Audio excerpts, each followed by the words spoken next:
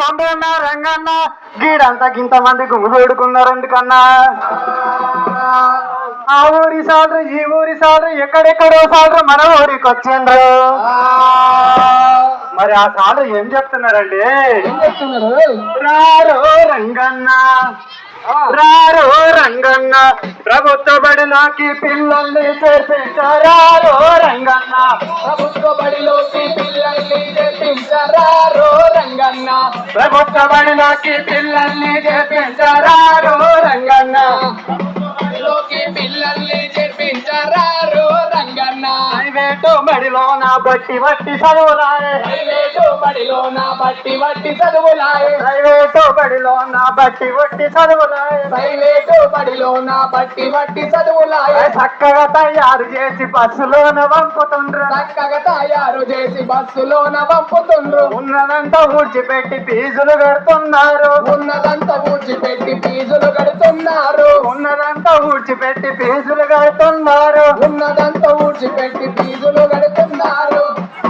ఏ నుండి జడదాకా టక టక చదువుతాడు, ఏ నుంచి చెడు దాకా టక టక చదువుతాడు, ఆ నుండి రౌతి దాకా బిరా బిరా చదువుతాడు, ఆ నుండి రైతు దాకా బిరా ఏమా ఏమా ఓ సత్యం రామేమా అప్పటి చెప్తున్న నాకు చక్కకుండా కాలేజీ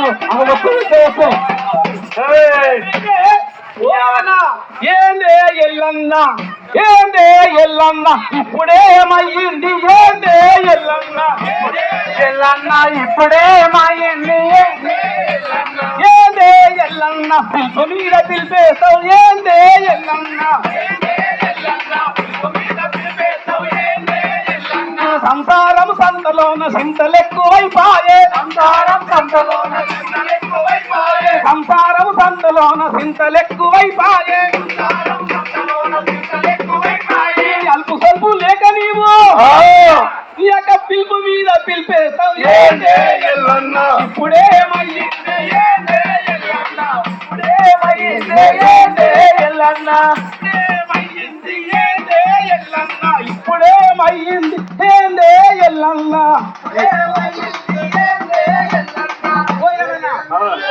ఎల్లన్న ఈ యొక్క రేలకాల్చిన నక్కలే ఉరతా ఉన్నదేంటే అది కాదే పని పడి పడి అంటారు పోరగాళ్ళది వాళ్ళది అంటే పెళ్ళాది వాళ్ళది కాబట్టి అందరు పక్క పోటీ ప్రైవేట్ పని పోతుండ్రు, నా పొరడు పోలేదు నా పెళ్ళాం కాబట్టి ఏం చేయాలి?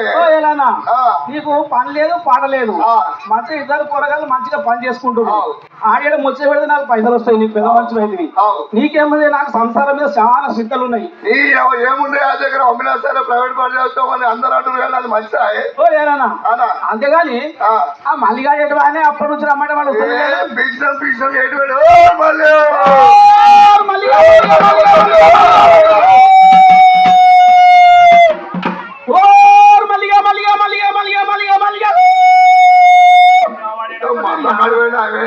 ఆడమన్నడే పక్కన అయిపోయినా పొద్దుగాల అనిపించింది,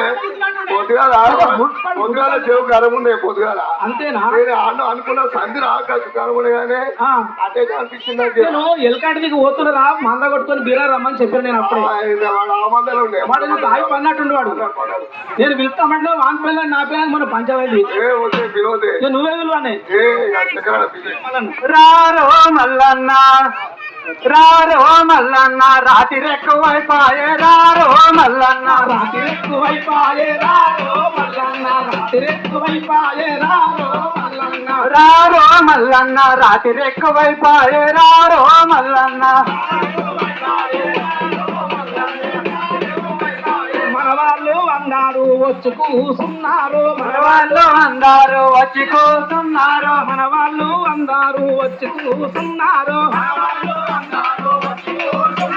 రారో మల్లన్న రాత్రి ఎక్కువైపాయే రారో మల్లన్న రాత్రి ఎక్కువైపాయే, రారో మల్లన్న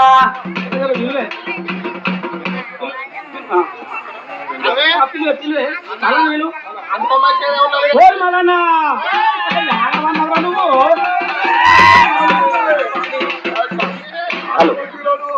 నీ అవ నాకు పొద్దుగాల నుంచి ఒక పెద్ద రన్ని మోపైంది. ఏమైందిరా నీకు? నీ అవ మీకు తెలియని ఏమైందిరా?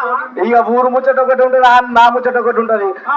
పొద్దుకి ఒకటి గుర్తే కానీ నాకు మనసు పట్టదా. ఏదేమైనా సరే మూత గుద్దలున్నాయి మెడలు ఇరవాలన్నాయి ఆ. ఏదేమైనా సరే అరే నీ ముచ్చట ఎట్టుందంటే ఆ. అక్క ఆరాట పడుతుందని బాగా బతట్లేడు రా అయితే అన్న ఏమైంది అంటే పొద్దుగల నీళ్ళు ముచ్చట గట్టి ఉన్నది ఇక. ఇక ఈ అరే అన్న అక్క ఆరాట పడతా ఆడదాట ఆ.